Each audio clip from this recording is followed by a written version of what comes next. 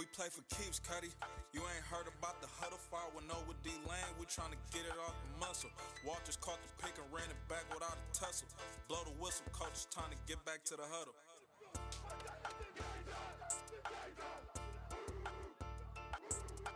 Welcome to the 510 Huddle. It's your boy, Coach DLane. And today's a special podcast. My guy and co-host and partner, Zay, he's not, I won't say he's no longer with us, but right now, he's been elevated to a higher position at his company and just can't commit to the same amount of time. So this season, I think I'm going to do something a little different for this upcoming football season. And I got my brother here, Keaton McCoy, joining me for this football season to talk ball with me. And we're going to have a lot of other voices, too, that you'll hear. A few guests come on, debate me and Keaton here and there on different topics throughout the season. But no further more, my brother, Keaton, how you doing, man? Man, what's good, brother? It's been a while, man. I've not been home in a minute, so this is gonna give me a small taste of home, brother, because we used to debate topics and all that stuff for years. So this will definitely be fun, man, for real. For sure. And I was thinking about it harder earlier today. I was like, you know what? It's more parallels with you and Zay than I thought, as far as like just your debate styles, because he was more of an analytic guy. You know, the number he'll have his numbers. You know me, I'm more of an eye test guy, and just what I feel. But you've always been like, oh, you got the numbers, but you also got the eye test to support your numbers. So I like both you guys' styles and approach. Man, for me, whether it's hoop or football, the eye test is what matters first. Numbers are secondary. They definitely give you an extra nugget of data, but overall, man, we already know the eye test is what matters, and so let's get started. Yeah, man, let's dive into it. Football season is finally back. Been waiting for that. It's camp season right now. Let's start with the locals a little bit. Let's talk about the local teams, man. What did you think about the Niners off season? They're going with Trey Lance. They announced that today. I'm not sure. Did Jimmy show up to training camp? Do you know? Yes, he did. He did. Okay. That's probably why they put the statement out then today, saying they're moving forward with Trey. Let me retract that statement. So far today, as I saw, I heard that he's planning on showing up, but Kyle does not want him to. This is going to be a very interesting time. Jimmy's in a very weird place, and most people are not talking about this. Jimmy, his contract is not guaranteed for this year. This last year? For this upcoming season, it's not guaranteed. It's only guaranteed from game number 1 on. He can be cut after he passes his physical. After he passes his physical and before week 1, Jimmy G can be cut at any point in time, and he's owed $0. I thought they owed him $27 million. Yeah, but here's the thing. As you know this, man, with all NFL contracts, no matter what is listed as guaranteed, all that matters is what's guaranteed with that signing bonus. That is only a guaranteed mechanism is if he does not pass his physical. So it's an injury protection. And if he passes, though, and before game number 1, that man can get cut and he's owed nothing. So I found their offseason to be very interesting. From Debo to him and his situation, I thought the way that he handled it was very interesting because when he opted to get surgery, let's say he did stop it, let's say he did do it so he can stop some trade to some team let's say the Texans, like some team that is bad and he would not want to play for, right? Yeah. But he's squeezing himself at this point because he can get cut, and at this point, rosters are set. So that's why I don't understand. It's going to be very interesting because he's going to have to really push that issue to either get traded or to get cut now. Because if you get cut by week 1, it's like So 2 questions. One, if you recall, would you keep him? And second question, if he was cut or let go, whatever, where would you see him ending up? I would not keep him. He is a better player than Trey Lance at this moment in time, but I would not keep him. I'm of the mindset if you're going to invest that much into a first-round quarterback or into any quarterback, you have to play him. Everyone says Trey's not ready, he's not ready, but guess what? The only way that you get ready to play football is by playing football, and he's played one season of football since high school. Yeah. So not a lot of reps. And shoot, I've been hearing reports this summer that he's had to sit out a few sessions or practices just because of arm fatigue, because they also tighten up his motion a little bit, so the mechanics are probably a little sore or that muscle memory. Yeah, probably. so he's not a beautiful thrower. He doesn't have the best mechanics. He has a powerful arm, but that's all that he has. He doesn't have touch, and he throws a wobbler too, which is the other thing. So it's not a catchable ball. So I say play him because I do think his high end, in terms of not necessarily just with the explosive plays with his arm, because he can get the ball downfield, but that run game, the way that Shanahan can scheme it, that is special. And I would 100% just let it fly. No matter what happens, I would let it fly. I can't wait to see the run game in total, as far as quarterback run game and the regular run game from Kyle Shanahan this year. I really can't wait to see the play action boot and the play action game. Fun. Oh, another play action game and the boot game, rollout game is going to be ridiculous by Kyle this year. Because, when you really look at the roster, it's more so set up for a guy like Jimmy, a pocket passer, a guy that can deliver the ball on time to the targets. Trey's more of a big play, splashy guy. You got to incorporate some more runs, use of his legs in the game plan. But I also think it just brings a different dynamic to that offense that's been pretty spectacular under Kyle's tenure for the most part. So I'm excited to see that.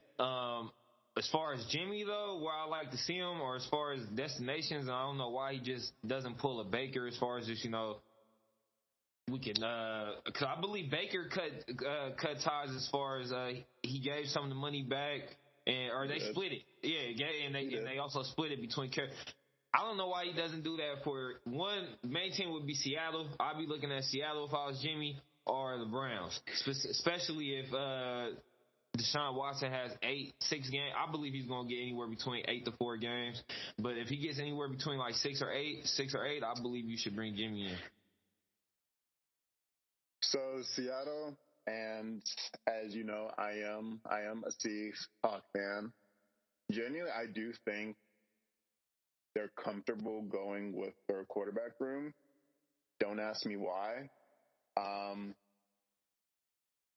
Geno Smith, I know he gets a bad rap, but in times since his time in New York where he's done spot duty, he has shown improvement, but Jimmy's obviously a better option. I'm not a huge Jimmy G fan the way others are. I think he's very overrated. I think that man got like a 72 career win percentage, man. I'm not the biggest fan either. I just feel like he's one of those guys that win. Winning does mean something, but winning is not just a quarterback stat for me the way that some people may make it out to be. I'm just saying this, like if the 49ers, if they had waited for that offseason once they got him, if they had waited for Kirk Cousins, the way that Super Bowl went, like let's say it's the same exact scenario, but it's Kirk Cousins versus Patrick Mahomes. Even though Patrick Mahomes is by far the best player on that field, Kirk Cousins is making those throws that matter. Gotcha. If they just had a top 15 quarterback, I believe they would have one trophy by now. But hey, in terms of me, where else? I would not say Cleveland. The only one that I would bring him into the Cleveland is if Deshaun is gone for the entire season, which it's not trending that way based on what's coming out. I think Jacoby Brissett is very capable to lead a team for like 4 to 8 games. I like Brissett. I just believe more like Jimmy's for better. a 4 game. Jimmy's better. I like Brissett just to lead the team, like you said, for like more like a 2 to 4 game stretch. Now, if we talking 6 to 8, I'd rather go with Jimmy. And I just think the team is set up similar, kind of like what he had in San Francisco with a lead O-line and run game. The reason I say 6 to 8 for him is just because when he was in Indy and he was thrown into that fire, Indy overall, they improved their offensive line, but their skill players were still not good. Yeah. That year previously, you got to remember, Andrew Luck was a top 5 quarterback at that time, so he made it look great when it really wasn't. So I think. Man, we got to talk about Luck another day on another pod. I was just listening to a pod about what he had to deal with. Yeah, we probably was listening to the same one. But what he had to deal with was it the Colin Cowherd? I think it was Colin. Yeah, Colin. The shit he had to deal with in Indy, man, and just how he wasn't really protected by Irsay and the ownership, the coaching staff. I was not an Andrew Luck guy. Me either. I was the biggest fan of him. He grew on me after a while because I saw how tough he was, and I was like, no other quarterback was going to take that kind of punishment. And yes, it's a crappy division, but as we'll get to later with our quarterback rankings, almost no quarterback's going to take that type of abuse and still be able to elevate his team. Let's touch on the Raiders real quick. We love to touch on our local teams. I know the Raiders are in Vegas, but still Oakland Raiders us.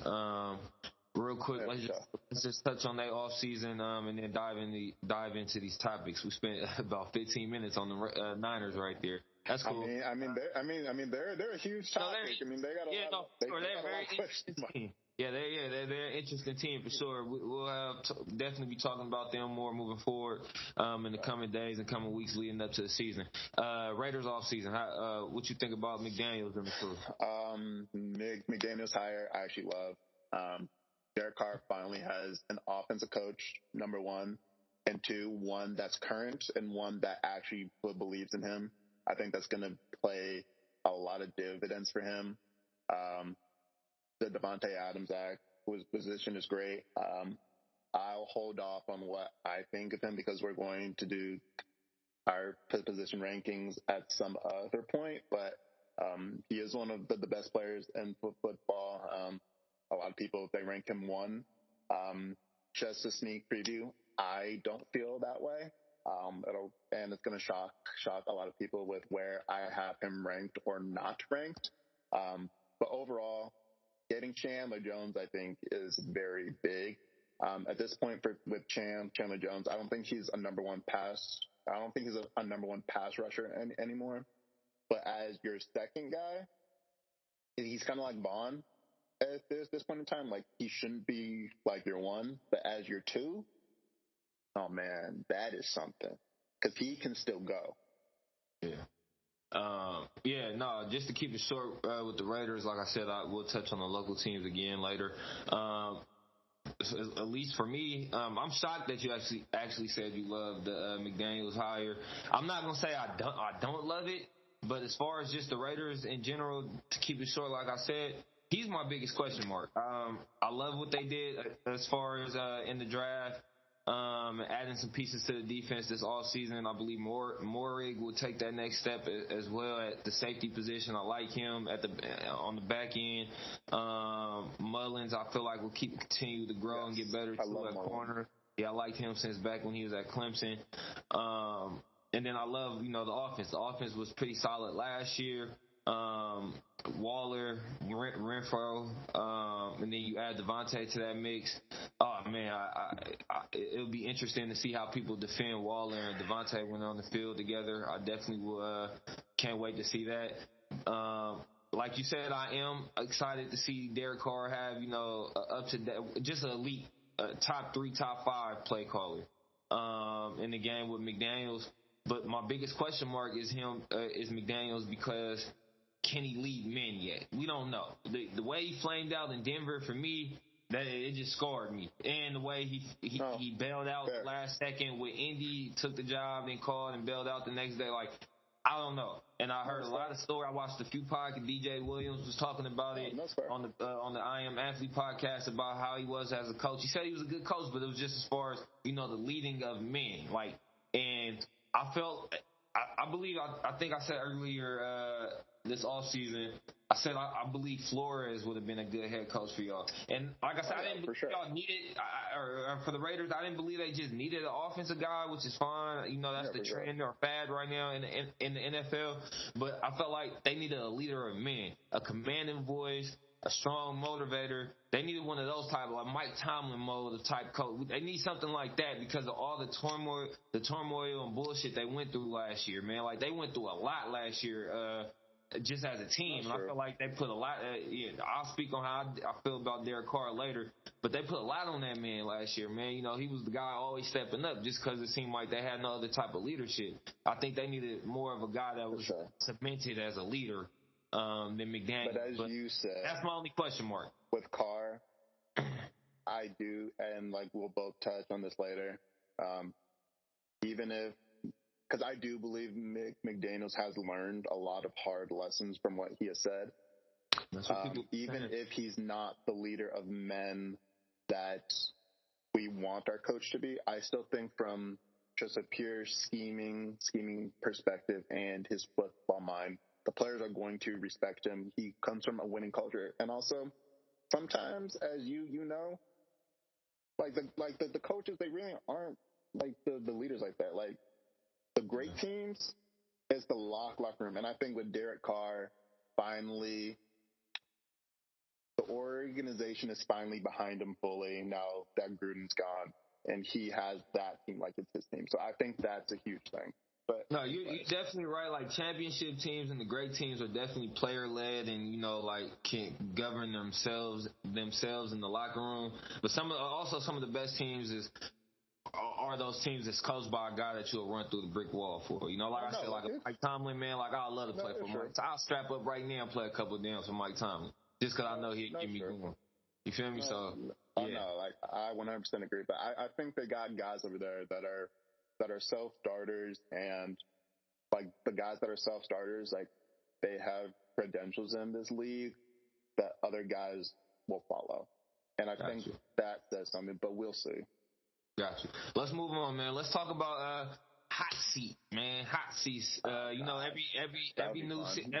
time football season rolls around, we gotta talk about the coaches that's on the hot seat, man. How you want to do this? I got about 3 or 4. You want to go back and forth, or you want to say your few, and then I'll say my few? How you want to do it? I'll say my few first, and then I'll let you go. Okay.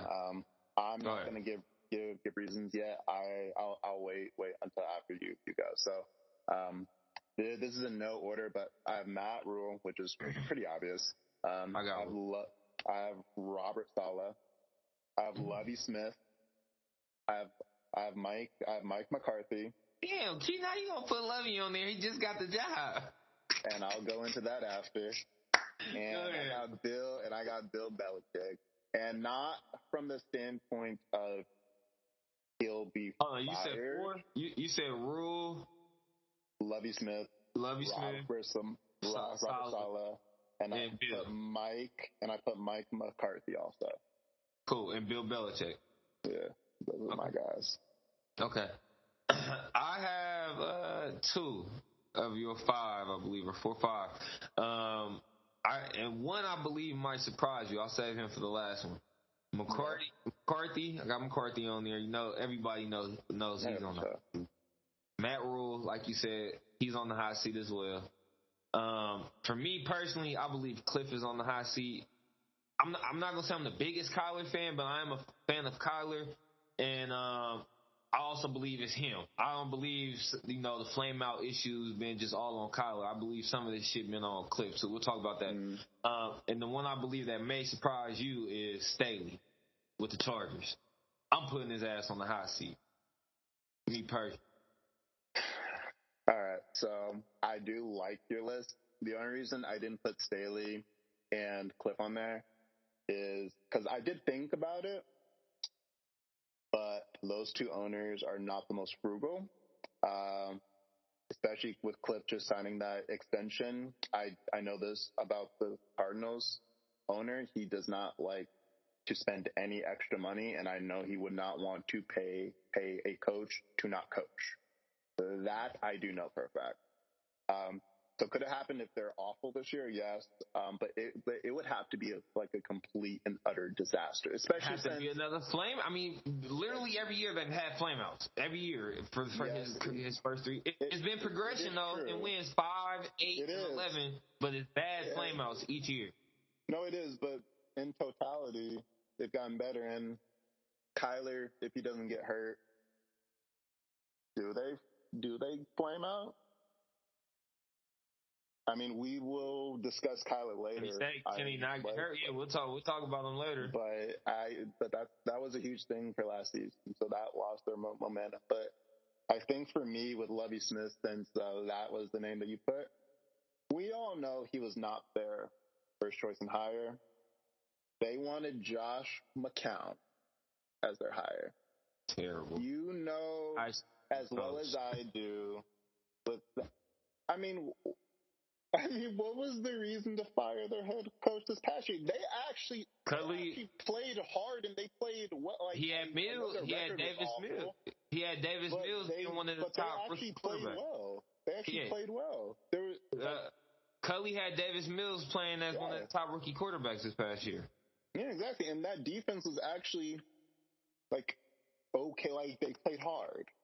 They just didn't have enough talent to finish off games, but there was no reason. So yeah, no, they as soon as that Flores lawsuit happened, they knew what they had to do. They had to pivot, and they're going through this year, so then they can say, well, look, we hired 2 black coaches for 2 straight years, and next year they're going, well, Sean Payton is on the market, so we shall see what happens. But they're going with their first choice.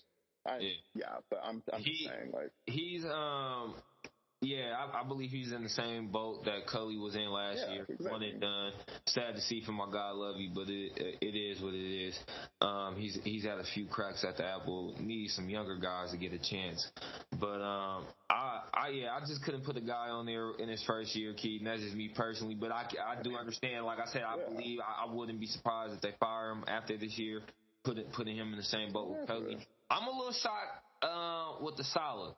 I'm pretty big on, especially first-time head coaches or just, rookie head coaches and new coaches getting a team for the first time, unless it's just drastic, like an Urban Meyer situation. That's understandable. But if it's not an Urban Meyer situation, I got to give you 2 years. And more so, I got to give you 2 years when you picked your own rookie quarterback.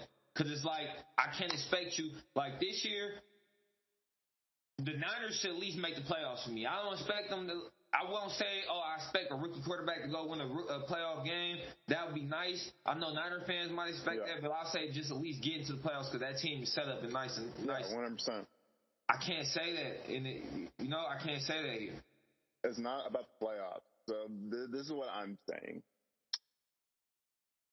Zach Wilson at moments last year early looked. I mean, all of them looked pretty awful, but he looked really awful. He got better once also he came show back. Moments too. No, but that's what I'm saying. Like, he did get better down the stretch. But here's the thing: when you're a defensive head coach in this culture, and yes, the Jets had a lot of injuries, but when your defense and that's your calling card looks that awful, like, you don't have to be good, but you can't look that awful. Like, the only reason why, hold on. My only rebuttal on that, Keaton, is talent. And last year they were easily bottom last 3 in talent pool. And so were the Texans, but the Texans defense just played harder and looked better. So that's my point. I got you. Good. They had better. Yeah. No, so that's what I'm saying. So now this year, with players coming back healthy, you add players in the draft. Even though I'm not the biggest Sauce Gardner guy, the way others are, he is a very, very good player. and they got Jermaine Johnson also to pair with Carl Lawson. I do like that. So they should just look better. Record, I think they can win 5-6 games maybe, max. But just look better. As long as your calling card looks better and your rookie quarterback from last year is looking better this year, I think he'll be safe. But if not, Zach Wilson is not going. Yeah. My whole thing with even Zach Wilson in the first place was I never believed they should have got rid of Sam Darnold. For one, is because you're putting Zach Wilson in the same position as Sam Darnold as far as and it goes back to what I said a minute ago. Keaton, for the last 3 or 4 seasons, the Jets, talent-wise, have been on the bottom end of the NFL, down there with the Jags and fucking the Texans.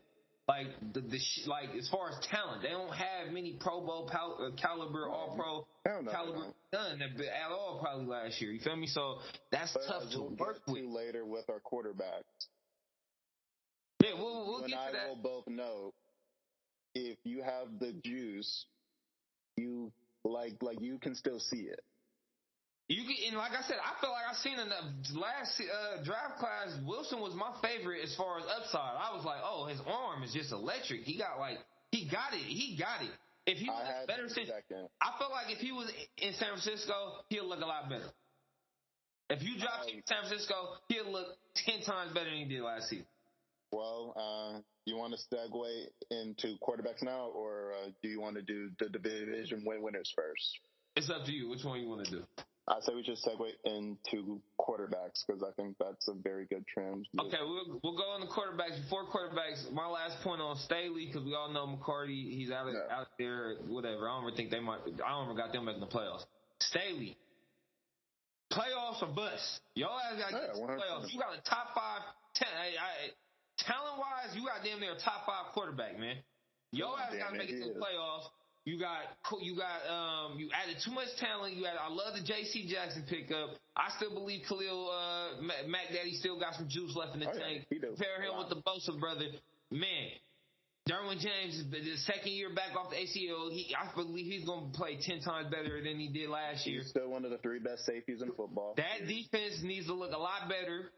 You should look a lot better as a coach, just schematic-wise. And the game flow wise, because you made a lot of fucked up decisions last year.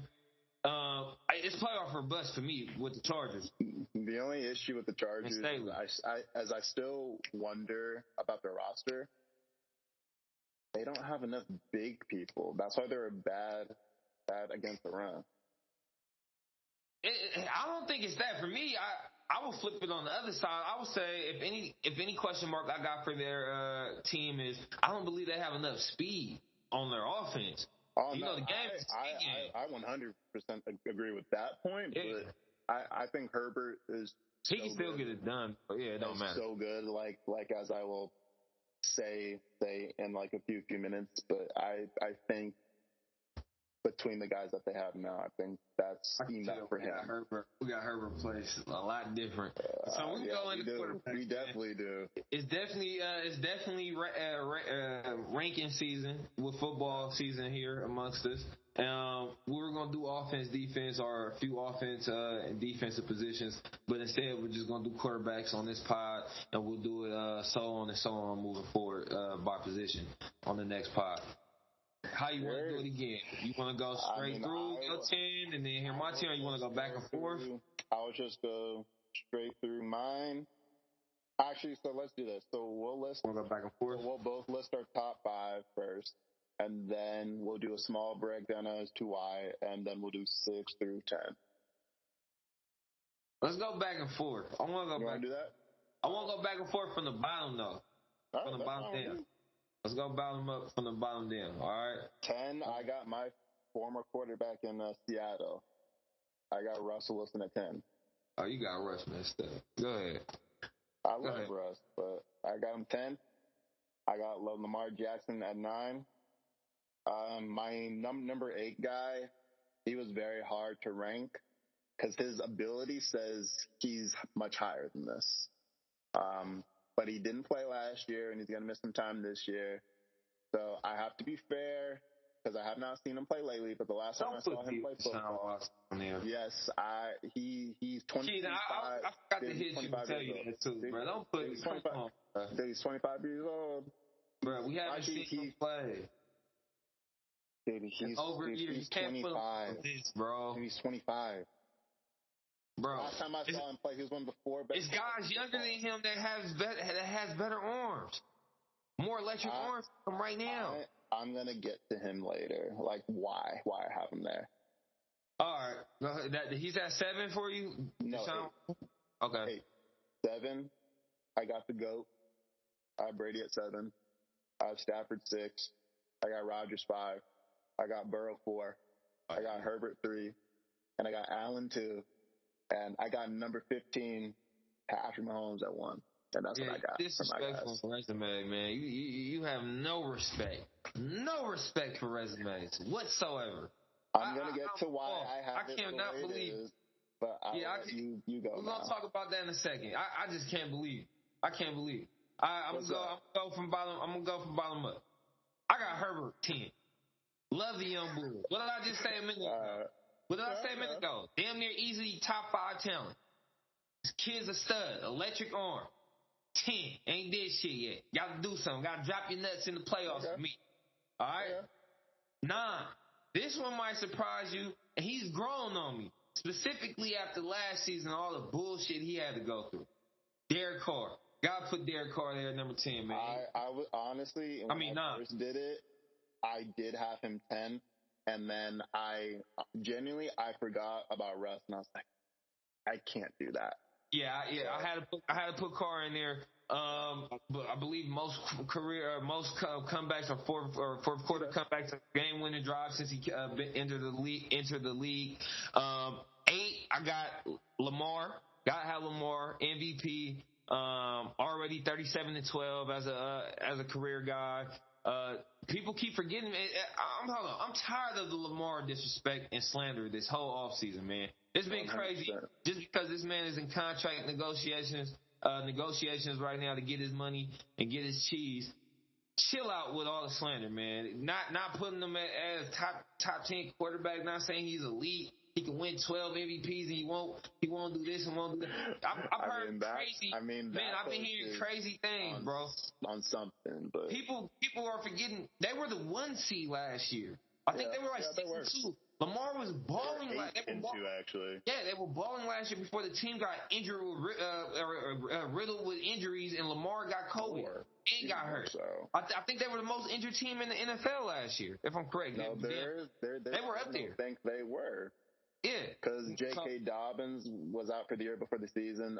Murray was out for the year before the season. And he's the youngest MVP ever, right? I think he's the youngest. He is. Yeah, gotta be top 10. Sorry, got Lamar 8. 7, gotta put Joey B. Wanted to put him a little higher, but I'll tell you why I didn't in a few with the names following. But I gotta put Joe Burrow at 7. Love Joe Burrow though. Again, I put him in that category with Herbert, top 5 talent damn near. But he reminds me more of the Brady mode as far as just he got that moxie about him. He got that it factor, that swag. I said Montana for him, but go ahead. Yeah, for me it's just that leadership quality to him. Like when we walk out on the field and he's my quarterback, I know we got a chance to win today. You get that feeling from him. And he's by far took the worst O-line I've ever seen in my life to the Super Bowl. I really sat down and had to think about that the other day. That's by far the worst O-line. Yeah, that's one of the worst. What's the other one? Mahomes in his second Super Bowl was close, but... Yeah, but that was because of injuries. No. That was most of that O-line. They were hurt. I'm going to talk about him later, but they couldn't protect him like that entire year. But anyways, go ahead. I think they were hurt a lot that year though. They weren't healthy that Super Bowl though. That O-line, it was like 4 or 5 guys out. Yeah, it was like 4. But I'll get to him later. Joe Burrow 7. I got Matt Stafford 6. Just won the Super Bowl. Damn near half his career wins is fourth quarter comebacks from being on shitty teams with the Lions. Come in your first year and win the Super Bowl. Gotta have some respect there. Putting him at 6. 5, I'm impressed, man. You crazy. That's Iron Man. Besides last year, that was his first time getting hurt. I believe last year was his first time missing a career start. Last season, I believe. Okay. Yeah, Russ, man, just resume. Consistent. One of the best deep ball throwers in the game, still to this day. Gotta have some respect there for Russ. I'm putting him top 5. Goat man, got put Goat man number 4 because of resume, and that he's still doing it. Got Tom Brady there at number 4. Number 3, gotta put Josh Allen, man. I don't think I've ever seen, I believe they said this is the biggest jump in NFL history. A guy go from 55% completion percentage and jump to his 70s. This kid is electric. He's a freak. He's like a Cam Newton with a accurate cannon of an arm, an accurate cannon of an arm. Like, this kid is a freak. He's special, man. Like, he can throw the ball. That's why he's two for me. Yeah. I love that kid, man. I got him as number 2. I got him as number 3. Number 2, I got Pat. Maybe he has the best career, maybe start to a career we've ever seen in NFL history. Gotta have some respect for Pat there. Number 1, I gotta go A-Rod, man. I was gonna put my guy Pat there. I'm a real big Pat fan. I love A-Rod too, but I had to go with my guy A-Rod, man. Back-to-back MVPs, 3 straight 13-win seasons. Bro, he has less than 15 interceptions in the last 3 seasons. Come on. That's ridiculous. You know I love A-Rod, but yeah, I have to give you that's why. So why isn't A-Rod number 1? Because that's excellence right there. And why I have Brady 7 behind these guys and Russ at 10. So this is what I value. I value a few things at this position. Just me, just like what I like and like what I've learned from just studying the game. Can you play from the pocket, and can you make plays? And when it comes to pocket, Mahomes from year 3 as a starter, because that's when he won his Super Bowl, and then, I won't go that far. Let me say year 4, because that's the year that they lost. They could not protect him all year with that healthy offensive line. He's so good at just avoiding pressure in subtle ways. Like, people don't understand it. So people think he's always protected up until this year when, he actually was. But he was never protected. So I think from that, he kind of developed a little bit of bad habits, which is why he had a bit of a slow start this year.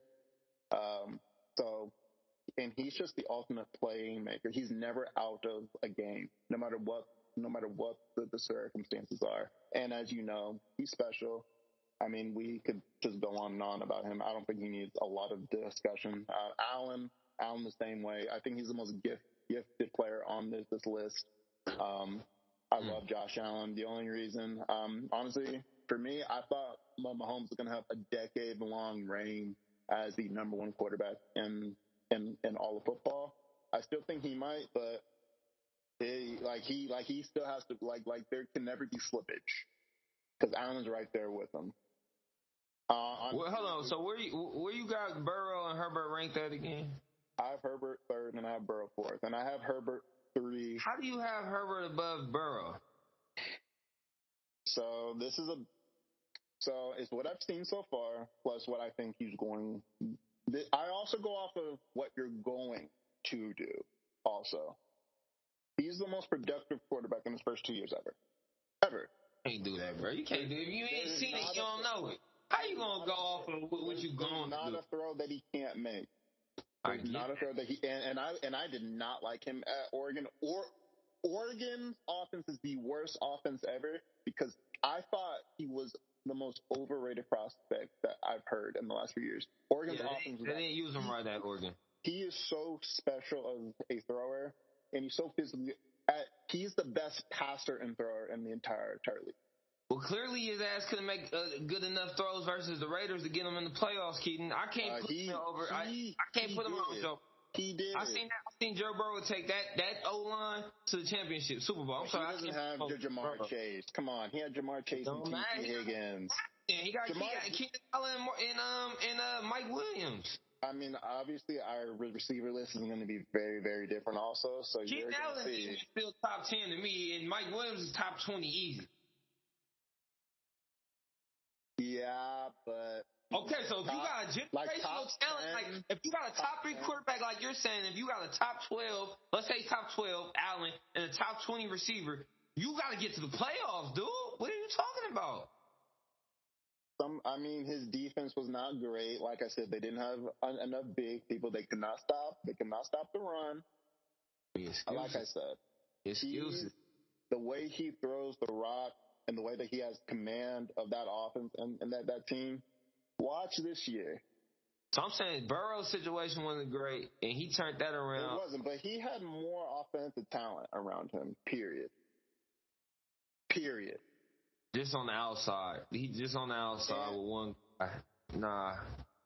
That core, when I go Chase, Higgins, Boyd, and then Joe mixing in the backfield, I'll take that any day. That might be the best group of skill players in the entire league. Period. You crazy as hell. You got my Eagles fucked up. You crazy. We'll talk about that. Really? We'll talk about them later. All right, bro, we're the only team in the NFL with 2 legit wide receiver number 1s on our roster. We're the only team in the NFL with that. Yeah, I know. Look at you. Got to sit back and think about it. We're the only legit team. number 1s. 2 legit number 1s. I just had this conversation with somebody the other day. I'm telling you. Devontae's a number 1. And AJ's already a stud. Devontae's not a number 1. Devontae's a dog, bruh. Brother, he had 900. Hold on. Brother. I will take Miami's duo. 100%. Waddle got to show me more. Brother. Two is a better thrower. We already know Two is a better thrower than Hurts. He took the boy job already. Hurts, brother, I didn't watch. You know I watch my boys, my Eagles. Yeah. I watched so many times where he missed Devontae completely. I know, he's awesome. Devontae could have easily had, if he would have connected on all the times he missed on Devontae last year, Devontae had like 900 yards. He could have finished. He could have easily had 1,500 yards. Easily. Yes, he could have. Yes, he could have. He 100% could have. Waddle's better, though. And Chase is way... Chase is... Receivers to me, receiver is all about like style and what you like. Like for me, my team did. I felt like we needed a Devontae. We already been swinging for the speed guy the last few years. The you guys did. Like I was like, we need a guy that can win one-on-one matchups. I was like, we need a guy that can win one-on-one matchups that can run route trees. He's awesome. I thought that like I loved him in college. Like I loved Devontae, but he's the third best receiver in his draft to me. For me. He's a wide receiver 1. That's all. So I'm saying, am I crazy for saying that? Do you think he name another team that got 2 legit wide receiver 1s? Miami. No, Wilder's not a wide receiver 1, kid. Yes, he is. Not wide receiver. We got he's not a wide receiver 1. He wasn't even the one that had his college with Devontae. Yes, he was. The last year, Devontae would have won the Heisman Trophy if he didn't get hurt. Because up to that point, he had more yards and more and more touchdowns and less catches. He had less catches with more yards and more touchdowns. He's been doing it since his freshman year when he caught the game. Wasn't he? The game-winning touchdown in the national championship? Stop playing with that. He's a dog. But his second year, he's a dog. I mean, his second year, he got banged up, and Judy was the best receiver in football that year. He wasn't the dude until his last year, and even then, Waddle was the number Waddle had 1 100 guy. catches last year. I bet you 80 of them was bubbles and screens, Keaton. Come on now. I mean, Tua couldn't throw past 6 yards, so yeah, he had to. But anyways, but back to our quarterback list, I have Rodgers 5th, and I wanted to put him higher. I no longer believe that Rodgers will make the game-winning plays necessary when it matters most. I don't believe that. I used to be the biggest defender of him, but I don't believe that anymore. You said the same thing for Herbert. Herbert will never get gun shy. Rodgers now gets gun shy. No, he don't. No, he don't. Yes, he does. Yes, he does. Yes, he does. He gets gun shy. Don't do that. Don't do that, Keaton. This last playoff game, he was a little gun shy. He was a little gun shy. I used to this Packer team was not like the old ones. It was not like the old ones. It was not like the old ones. This Packer team was a little different. He actually had a defense. He actually had a healthy offensive line. And I can't make no excuses for him this past playoff. He didn't do it and for that I will take the young guys because they will go for it. And I like that. But just because of what he's done, brother, you can't take the young guy that never made the playoffs over the number one seed in the back-to-back.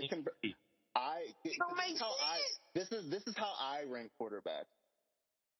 Blank slate, and they're not in their situations. Who would I pick at this moment in time to lead my team? I'll take Herbert over him at this point any day of the week. And I'll take Burrow over him, and obviously I'll take Allen and also Mahomes. But anyways, I have him 5th. I have Stafford 6th. I have Brady 7. And I have Watson 8th. I have Jackson 9, and I have Wilson 10. That's what it is. Disrespectful. Let's move on, man, because we're going to be arguing here all night. This season is going to be very fun. Yeah, the rest of our I can't wait to see the rest of our rankings. Oh, my God. What we going to do next? What you want to do next, Pop? Receivers, DBs, running back, what you want to do? Let's see. So, because we're only going to do 5 each, so let's do receivers and running back.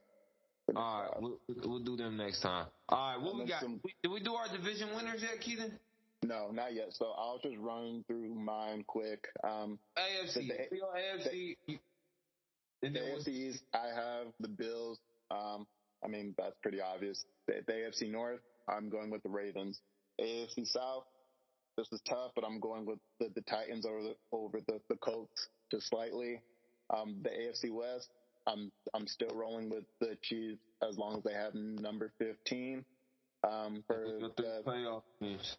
Or who you the wild card? I have the Chargers, and I have Bengals, and honestly, I got the Broncos. I got 3 teams from out of them, and the Raiders was like your last one. Yeah, I thought so. So AFC, I got Buffalo. AFC East, I got Buffalo. That's an easy one. AFC West, did you say the Chiefs, brother? Mm-hmm. Yeah, I said the Chiefs too. I need to see them get knocked off first. I think 6-7 division title straight. I need to see somebody knock them off, do it first. AFC North, this one's tough for me because I'm still not really set, but I'm gonna go with the Bengals for now. But Baltimore's one of my wild card teams, so I got them both in the offs. AFC South, I have Tennessee. You picked Tennessee, right? Yeah, I got Tennessee. I don't believe the Colts are going to be really all that this year. Even with Matt Ryan, I believe he is a little better quarterback than Carson Wentz. But people keep acting like Carson had a bad down at the end of the stretch. Should have never lost to Jacksonville to not get in the playoffs. But he only had 7 interceptions last year. He wasn't terrible. Like he was worse. I seen worse stretches of him for my Eagles. He wasn't terrible, so I can't really see him. Wasn't. Yeah, I can't see that team being much better with Matty Ice. But whatever. I just think Matt Ryan will not make the critical mistake when he does it. Gotcha. I think that's the difference. At the end of the day, lean on Taylor. If Taylor need to have 20-plus touches a game, easy. And then I got the Chargers and the Raiders as my wild cards. It was tough for me, like you said. I'm still kind of flip flopping with Raiders, Broncos. Just mainly the reason why I chose the Raiders is crazy. It's because of their biggest question mark that I said earlier, Josh McDaniels. I just believe in him a little more. I just believe in him a little more as their coach, as a head coach, and at least a play caller and an offensive schematic guy. Versus, I think, is it Nathaniel Hackett? He's the unknown. I don't know much about this guy. Defense that they got. It was real under my guy Fangio. I gotta see. Again, like I said, I don't know nothing much about this new coach. Fangio can coach defense, and he had them boys rolling last year. Brother, I would have loved to see him the Broncos with Fangio with Russ. Because Russ is one of those guys where you can let him, hey, go cook on offense.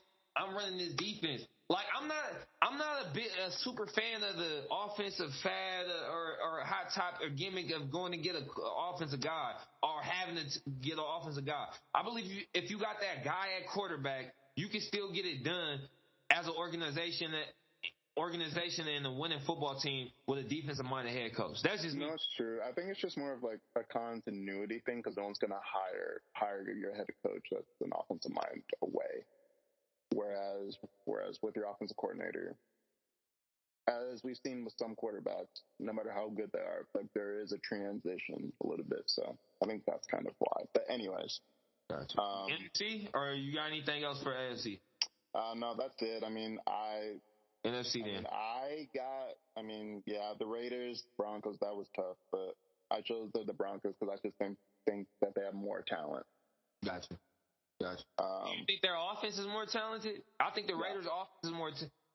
Yeah, I like Hamler. I like the boy Patrick. I like Jude. They got some boys. And Sutton, Devontae and Waller. Williams. Devontae, no, they cold. Also, man. And Waller, Gordon, yeah, they got arguably, brother, they arguably got damn near the best receiver at his position, and they damn near got top 5 tight end, bro. Like I said, I want to see how teams are going to defend the Raiders, and they still got Jacobs. Don't forget about it. I love Jacobs. Jacobs was one of my favorite running backs coming out.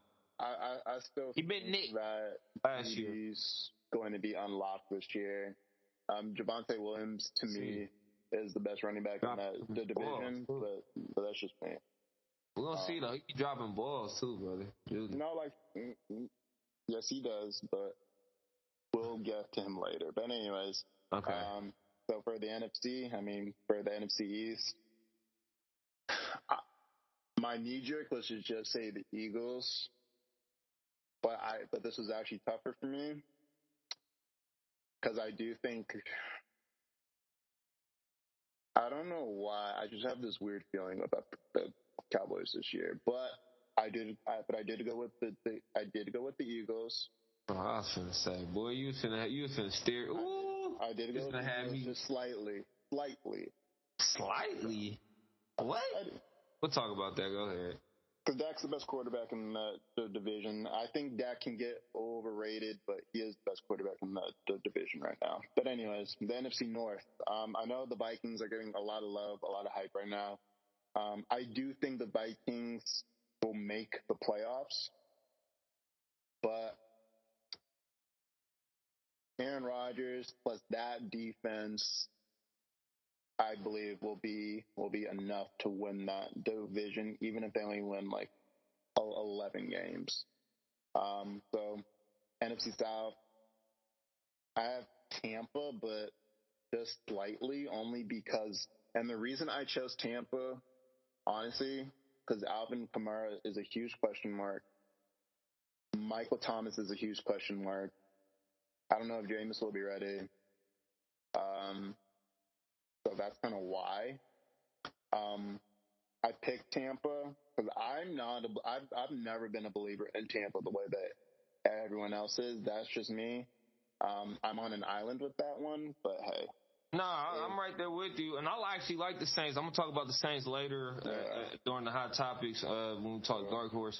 But you actually said every question mark opposite that. I liked every question mark that you had for the Saints. It's a different question mark I got for the Saints. But like I said, I'll touch on them later. Go ahead, brother. And then the NFC West, I got the 49ers, and the reason I have them is because I think they're a better overall team than the Rams. The Rams are so top heavy, and I think after a while, just getting lucky with that injury thing, at some point when you're that top heavy, it is worrisome. And Matthew Stafford, with all that accumulation of poundage, he got an injection in his throwing arm already, and that worries me. And if he's healthy the whole year, then I'm rolling with the Rams, but he's still a question mark with his health because of all of that pounding he took previously. So I'm rolling with the 49ers. And I still have the Rams making the playoffs as a wild card team. Like I said, I have the Vikings making it. And I got the Cardinals also. I think it's going to be those three teams again, or at least those are the three most deserving teams on paper. The NFC is shitty. At least compared to the AFC. I'm shocked that you said it was tough for you. I got the Eagles by a long shot. I think the Cowboys had a pretty good team last year. I believe when you lead the NFL in turnovers, that's usually a luck thing that doesn't really happen back-to-back seasons. So I definitely don't see that happening. They lost guys, they lost pieces. I actually believe they took a step back from last year, so I definitely barely see them being like an 8-9 win team. I don't really see them in contention with us. I got my Eagles right now. I think after I looked at my Eagles schedule, I had us as a 10-11 win team. But I got the Eagles winning the NFC East, NFC West. This one was tough for me, but I went with the Rams. Mainly because I believe they reloaded. I believe Stafford will be even better in year 2 with McVay. It was some tough stretches last year, man. Like I think that was his second or third most highest interceptions he's ever had in his career. He had 17 last year. There was a few games where he threw multiple interceptions. Yeah, it was like multiple interception games, pick sixes in games and stuff. He had a couple tough stretches last year that I believe they'll clean up this year. Allen Robinson, I believe, will take full advantage. He's a high-end wide receiver, too, to me. He may be a wide receiver 1, but I think he will feast on the other side. I like the pickup of him. I feel like they reloaded. I think he's still like a 1 caliber, but he's just been stuck in crap the last couple of years. But go on. Exactly. With a quarterback like Stafford, I believe we'll see his true potential. I just couldn't go. I love the Niners. I love Kyle Shanahan. But I want to see Trey Lance do good and win. I want to see him, prosper. I just don't. I can't see the young man going out and winning that division this year. It's just a tough division overall, so I just don't see that happening. So I got the Rams winning the NFC West. NFC North, similar to what you said, I got Green Bay. I like Minnie, though. I do like Minnie. I got them being in the playoffs. I'll talk about them later, too, when I talk about dark horses. I got a question mark for them. NFC South, I got Tampa. Like I said, slightly again, just because I'll talk about the Saints again later. But I like the Saints defense, man. The Saints defense is real. They've been real the last few years, but I got one question mark on them. I'll talk about them later. My 2 wild card teams are 3. Like I said, I got Minnie in there. The Vikings. I got Frisco, and I got AZ. I forgot who I slightly picked AZ over, but I picked AZ. Yeah, I went with Kyle and them, because that NFC conference is shit. Yeah, basically. Yeah. What we got here? We got Bill Belichick and Pete Carroll. Their dominant reigns. Is it over? I'm going to keep it short for Pete because I am a Seahawks fan. It's been over. It's been over since that ill-fated play call and that interception. He's been carried the last 7 years by Russell Wilson, and he's kept them afloat. He's a very good leader of men as an overall coach, X and O's, and he's been a dinosaur because he wants to run the ball only and play defense with a shitty defense. When the only assets you have been Russell Wilson, and then the last few years with Lockett, and now Metcalf also. So it's over. And Bobby Wag, that's it. Yeah,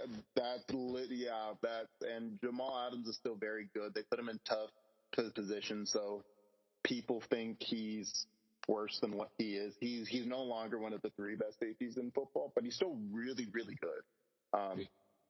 And he's, if you want to call him a safety, but he does so much. But anyways, before you go to Bill, I feel damn near every point that you said about Pete. I feel the same way. Getting old, man. But to refer back to what you said earlier in the pod, I knew Pete was done after looking at his defense the last few years. Like you said, man, when your calling card, whatever side of the ball is your calling card, and they don't look like the defense ain't looked right since LOB. So like you said, really 7 years, like that defense, I don't know what the hell Ken Norton Jr. been doing to keep a job the last few years with you. I don't know why you've been keeping him as a coordinator. Like they just haven't done much. On the defensive side of the ball, like you secondary in football. Yeah, they gave up last year like the most yards, right? Them and like the Cowboys gave up like some of the most yards in the air. Is weird because AJ Terrell is one of the best corners. He was one of the better rookie corners. He was solid. Bill, how you feel about Bill, man? This year is going to be very telling because Josh McDaniels, I think the last 2 years has helped keep him afloat. No longer has Dak Prescott and Tom Brady where you can be cheap and not spend money on talented players, but they spent money, but they spent it on like B and C players in my opinion. I just think that with the statements that Robert Kraft has made in the last few years and the fact that Tom Brady is still going strong, that's hard. He want to compete for Super Bowls. He tired of not making the playoffs. Especially when you see the quarterback that you have for so many years who wanted to stay there no matter what the roster looks like, gone because you pushed him out the back door and he's somewhere else. And he won and he's winning. And I think they're going to be at least a good team this year again. The Patriots, I really don't know. They had an interesting draft. I thought some people were a little bit too hard on it, but I don't know. I do like Mac Jones a lot, but I think we skipped this, but in terms of rookie quarterbacks, them making that like next jump, I think the those top 5 guys that went in the draft last year, I think they're all going to be better. But if I had to pick one, it'd probably be Zach Wilson, in my opinion, just because he's the most explosive talent in terms of just pure arm talent. Because I think he's a Mahomes Rodgers type of arm talent. He's very special. Yeah. And he's a great. And they added some talent around him with Elijah Moore and the other kids. But anyway, I would have to go. I gotta go with stay on that one. I'll pick Trevor Lawrence, man, mainly because of my guy Dougie P. You know, I've seen what Dougie P could do for a quarterback. Quarterbacks, one of the only guys that could won multiple games and playoff games with backup quarterbacks. And he could just call it. Yeah, he could just call it, man. He knows how to call a good game. I think Dougie P is going to do wonders for Lawrence. The only thing with his team is just, talent. They don't have a bunch of talent. Got some guys down there. But in the next year or two, if they get some pieces there for him, I think he could take some big strides under Dougie P. Because I'm a Fields guy, so I have Fields. Yeah, just because, like I told you before, like that Final Four game, he's so physically gifted, and I know Chicago hasn't done anything to help him, but I do think he's like the type of player that has that like juice to where his physical gifts are still gonna shine. But anyways, yeah, Bill. Did you finish your points on Bill? Yeah, I mean, there's not a whole lot to say. Like the team in terms of talent, mediocre at best. I like Mac Jones a lot. I think he's going to be even better, but he has to have somebody to throw it to. So when you're not overly physically gifted, like it's just harder. Yeah. I'll piggyback on what you said earlier about Bill. I'll go more so 2 years. I believe this year will be very telling. But I'm big. He still has a young quarterback. I think this year, I just want to see the next 2 years progression that Mac Jones takes. Like I said, I'm a fan of Mac Jones. I like the young man. But I just want to see if he won't be fired this year. I just want to. The reason I said hot seat is just because if they're bad again this year, the heat's going to be turned up. And that's they gotta be at least 9, 10, 11 win team, and they gotta at least make the playoffs again. They made it last year. They gotta try to squeak in there again. It's gonna be tough because the AFC is tough, but they gotta try to get third in their division at best. Yeah, Miami. I keep forgetting Miami. Coaching. It's all about coaching, man. It's all about you don't want to undervalue. If Bill Belichick was coaching Miami, then I would say that because with that deep defense, because we got Javon Holland and we got Xavier Howard and Byron Jones and everybody up front, and Jalen Phillips from UCLA. So If he was in Miami, I might pick him to win that the division, but no. Okay. Hey man, we down to the last stretch here of the pod. Got hot topics for y'all. Quick ones right here. College contract, and the independent self-study that he had clause that he has in his contract. How you feel about that, man? It's embarrassing, but I want to just say this. It's very hard to tell a young person that what they've been doing is wrong when it's worked for them his entire life. He was the number one high school quarterback in the country. He played in the best division in high school football in the state of Texas. And many people, and not just young people, people that have been seeing high school football for years, have been saying that he's the greatest high school football player in the history of Texas. So it's very hard if you were like that when you were a teenager and you had all of that success. You go off to college. I know at Texas A&M it didn't necessarily work, but as we saw with his success at Oklahoma, Kyler in his mind can just say that Kevin Sumlin was the issue. And as we saw with Kevin Sumlin, he got fired from Arizona in 2 years, I think. So he can chop it up to that. He won the Heisman Trophy, and you're the number one pick in the draft off of one season of college football, and you're the 8th overall pick in the MLB draft also, and you're rookie of the year, and you make 2 straight Pro Bowls. I'm sorry, that's very hard to tell. That's very hard to tell somebody of his ilk that what he's been doing isn't working, even though he should. But it's hard to tell him that what he's done hasn't worked when it has. And it is what it is. Yeah, like you said, and everybody's great in their own different ways, man. You know, can't tell people how to prepare. So I was actually quite shocked about the crazy fan reaction. Yeah, people were giving crazy reaction to it, but I'm like, all right, whatever. I get it, because you do want your quarterback of all positions to actually know what's happening. And you can probably attribute part of their falter. Like, yes, Cliff has this history, but Kyler runs into a lot of stuff. That's why I didn't have him in the top 10. And part of that is because he probably doesn't know where he's going and he doesn't know where he's going with the ball, so he's trying to just run around more. And that offense is simple. So if you're not staying ahead with studying, you're going to be figured out. And I feel like he runs into some sacks for sure, more so like holding on to the football. That's what all the, quarterbacks that can be mobile, even the Josh Allen. No, I know. A lot more than no, I know, no, for sure. But even the Josh, and my point to that, what I was trying to say was, I think, again, half of that is really on the coaching. I feel like I see a lot of dumb play calling when I watch. I see a lot of dumb situational football when I watch Arizona Cardinals. Kyler, when I watch Kyler, it's not like I feel like I'm watching, when you're watching a guy where you're like, oh, he's a backup or he's a scrub, he looks unprepared.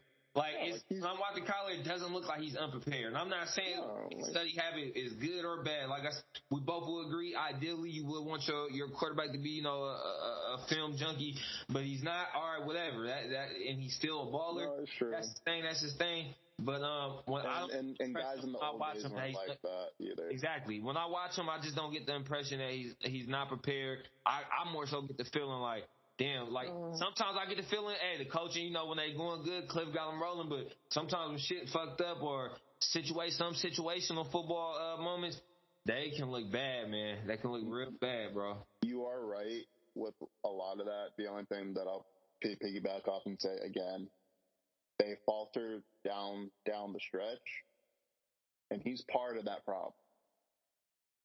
I'm not saying he's the problem, but he's part of it. And because of this, it gives credence to, oh, that's why.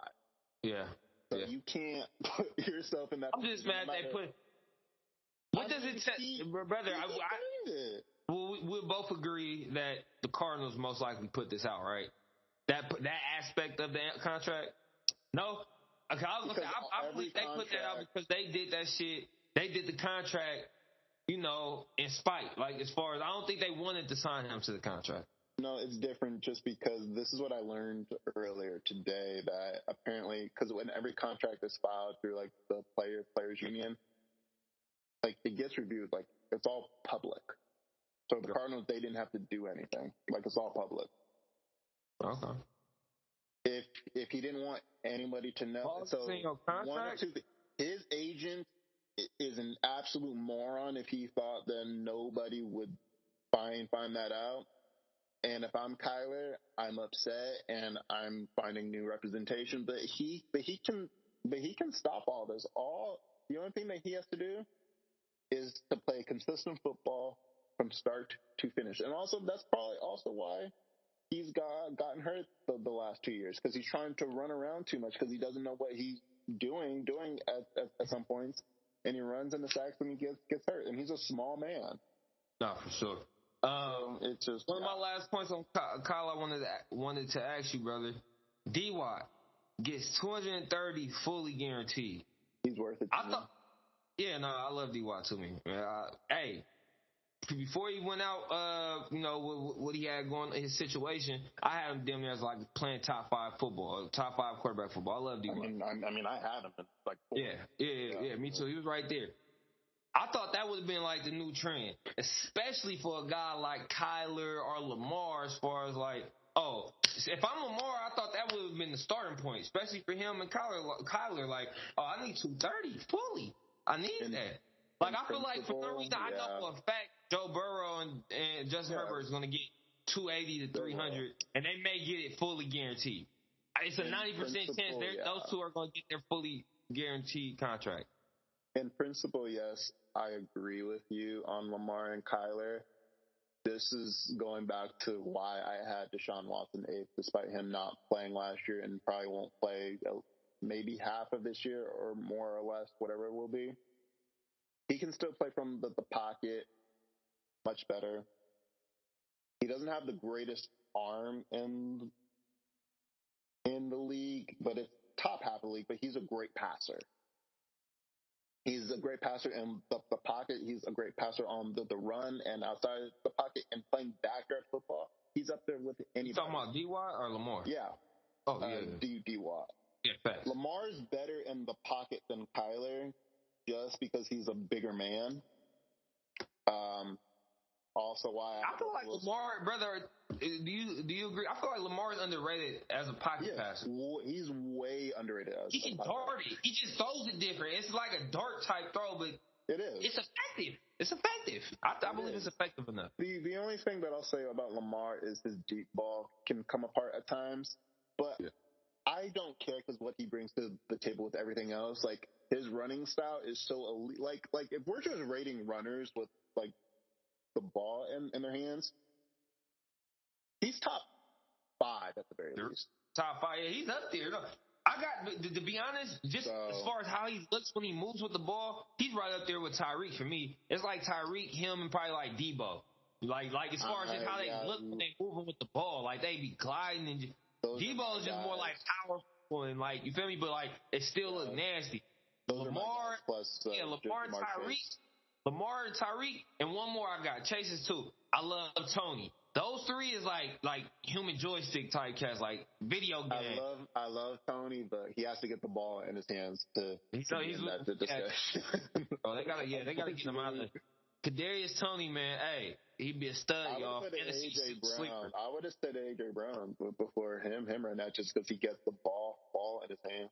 AJ is more of that Debo mode too, where it's powerful. Yeah, because AJ got gas. He's with the ball in his hand. Julio to the Bucs. I would have loved to see Julio. I love it. I would have loved to see Julio with. I feel like that's the type of receiver Lamar needs. Lamar needs a bit. Bateman might be that for him, but he needs that big body possession type guy, like where, like you said, his deep ball can come apart a little bit. Just put that bitch up. Hey, Julio gonna go get it. He needs a D-hop, a big target, big radius catch guy. But Julio, at this juncture, he needs a warm weather team. At this juncture. No, for sure, yeah. At this juncture. Those hamstrings and everything else, he needs to be warm. I think, not to this extent, but it'll be like Gronk, where like you thought he was done, but like just being in and like Brady too, like just being in that warm weather when like you're all like, I mean, I'm just gonna That's wonders. like equate this to like normal people. Like there's a reason like when older people retire, they come to California, Florida, and Arizona. Yep, it's just better on your body. So I think that's a very good pickup, especially with Chris Godwin being out for who knows how long. I like it. When he does come back healthy, that lets him kind of go. I think he's a little more comfortable in the slot, so you'll be able to have him or Mike Evans and Julio on the outside with Godwin in the slot. They gonna Brady at tight end. They're gonna be formidable for sure. I'm not a big fan of the defense. Thank you so much. Because when they won that Super Bowl, I was like, that is the most overrated defensive run of all. The one game that it was a run. I thought it was a run. I thought they just got a high run. Yeah, I didn't think they were. I thought it was overrated. I didn't think they were elite like that as a defense. I just thought they went go in depth, but Drew Brees' arm fell off. Similar to Patrick Mahomes. LaFleur got shot. Aaron do his thing. Well, Aaron Rodgers' offensive line was in shambles also. Yeah, and then saying with Bakhtiari and their starting I just thought it was overrated, and you know, good for Brady for leading that team and doing what they were supposed to do. And I love Devin White coming out. Gotcha. The way he was talking, I was like, dude, you can't back that up, bro. You're not even the best backer on your team. Like, you're not even the best one on your team. Yeah, Levante Davis, a boy. Yeah, he'll play too. And, like, Carlton Davis is good. Him, Dean, I like all of them. Dean, they're all Humphrey, talented, but they all take too many chances, and they're sloppy with their technique, and they're not consistent enough. Like, they're not consistent enough for me. I'm not gonna lie. Vita Vea is a dude, though. Yeah, he's a boy. I feel like they can take the chances they take, though, because that safety real. That young boy, Winfield Jr. is real. Winfield is one of the best. And I like Edwards, too. 32 is solid, too. I think his name is Edwards. He's solid. But Winfield's a boy. He'll come down cracky and shit. But you like Julio to the Bucs, though? Yeah, I love it. Anywhere else you would have liked to see him at? I think they said the Packers was up there for him, but that's too cold. At this juncture, because of all his hamstring issues, I think he needs to be in a warm weather place. And all of the top quarterbacks, really, for the most part, besides Brady and Kyler, they're in cold places. And he wasn't going to go to Arizona to play with Kyler. So I think this is the perfect fit for him at this juncture. Man, if he would have went to Arizona, that would have been hilarious. They would have had Julio, D-Hop, and AJ Green. They would have had, like, funny as shit. Super throwback. That would have been the coldest thing, like, 6 years ago. Oh, gosh. Bro, what? Super throwback. Hey, man, let's end it off here, brother. Got a lot to talk about. Like we said, football's ahead of us. We're going to definitely be recording some more. Like we said earlier, have guests and the whole nine. Let's end it here. Give me one dark horse team for this year. I actually got two, but so you can give me however many, but give me your dark horse teams. I mean, it's hard to say because the AFC is just so loaded. So I'll give one from like the AFC, one from like the NFC. It's hard to say that anybody from like the AFC is a dark horse because everybody, no matter who you think, is like picking somebody different. But I don't believe this will happen, but I'll go with the Chargers. And then from the NFC, again, I'm going with the I can't really say it. Damn, brother, neither one of them is dark horses is sleeper teams, fool. Trey Lance is starting, bro. Still though, that talent around him, the talent around him was a championship team last year. He played one season of football since high school, bro. That made me a dark, brother. You gave me dark horse play. He's a real player, not a team. Okay, well, I give you mine. Let me give you mine. I'll give you Minnesota from like the NFC, and that would be mine. As my two is both from the NFC. One of them is Minnesota, and the other one is the Saints. One with Minnesota, I got damn near the same question mark with both of them. Head coaching. One, as far as with Minnesota, know nothing about this guy. No, he comes from the Rams. No, he comes from McVay. But we all know who plays over there, Sean McVay. So I love Dennis. What do we get there? What are we going to get there? Like, or I don't know. What is it to be expected offensively? But I do believe if he's coming from that McVay tree, he should be formidable with Kirk Cousins. Because last time Kirk Cousins, was elite. I think he made a Pro Bowl under Sean McVay when McVay was his OC in Washington. So I definitely see it'll be the first time in the last few seasons Kirk Cousins has had an offensive-minded head coach. They still have a solid defense intact. They lost a lot of close games last year. I like the Vikings being one of my dark horse teams. I like the Saints, bro. I do too. The best part is Dennis Allen-ass. Can he be a leader of men? We know he can coach the defense, but can he be a leader of men? He can be. We'll see. And then Jameis has. Can you just keep it afloat? Because like I said, I believe they got a championship level type defense. I'm still Honey Badger went there over my Eagles, but it is what it is. That's his hometown. I get it. But the defense is intact, championship caliber defense. You got Chris Olave, I believe is how you say his name. Olave, he was my favorite. One of my favorite guy. I love him. Yeah, Mike Thomas is coming back, recharged, re-energized after a year off. And I believe he's one of the best best type of body receiver molds for Jameis. You remember Jameis was at his best when he had Mike Evans in Tampa. He was at his best when he had Kelvin Benjamin at Florida State. A big body guy that can go up and get it. That's what Mike will do for you. Then they added Jarvis Juice Landry. Still got Alvin Kamara. He may be suspended a few games, but I'll expect him to be back. I like the Saints, man. I believe it's really just on can Dennis lead them and Jameis keep it under 12. Keep the interception somewhere between 12 and 15. If Jameis interception somewhere between 12 and 15, they should be solid. Oh yeah, I 100% believe that. I love the Saints. It was a coin flip for me with them and the Bucs, honestly. Yeah. Like I love the Saints. Like Marshawn Lattimore. I mean, we're gonna do our position rankings later. I love Marshawn Lattimore. I loved him since he was at Ohio State because I am a Buckeye fan, but I love the way he plays. And like I told you, like he is a dude. And you still got Cam Jordan. I love that team and what they bring. I just did they lose Marcus Williams or is Marcus Williams still here? Where'd he go? Baltimore. That's why I picked Baltimore. Well, that's not why, but that is a reason. No, I forgot he went secondary. And they got Kai Hamilton. They're gonna be nice. They're gonna be nice, bro. But that secondary, nice. Yeah. So Baltimore gonna be nice. I don't know about the Lamar drama. I hope it don't spill over into the regular season. But you got anything else, brother? Nah, I think that's it for me. Until next time. I mean, next time we're gonna have a lock and loaded show again. Yeah, man. And yeah, that's basically it for me. Yeah, I'm excited to cover this football season with you, bro. Right now, we're still kind of preseason. We'll kind of get you a pod here and there as much as possible. Definitely will be doing a lot of ranking right now during the preseason. But in season, when the season kicks off, we're definitely going to try to get you 2 pods a week. For sure. I'm good. Yeah, and then definitely try to get you an end of the week pod where we kind of do some Friday pick'ems, give you some good parlay bets, and some fantasy sleeper picks as well. So be on the lookout for that. All right, check us out at the 510 Huddle on everything. Thank you again.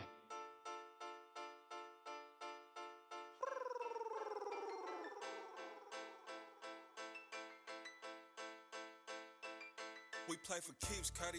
You ain't heard about the Huddle 510 with DLane. We tryna get it off the muscle. Rodgers caught the pick and ran it back without a tussle. Blow the whistle, coach is trying to get back to the huddle.